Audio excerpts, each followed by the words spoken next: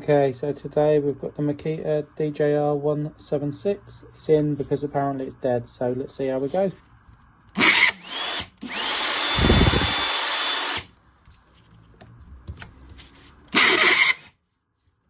Yeah, he's butchered his gears. This should be fun. Okay, so to get this moving, Allen key under there.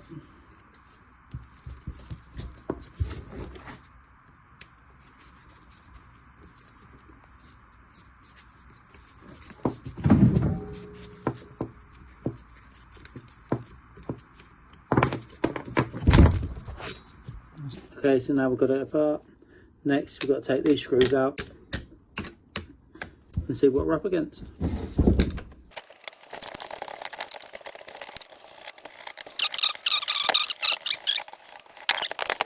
Which gets stuck, so hold them along. And this is what we have.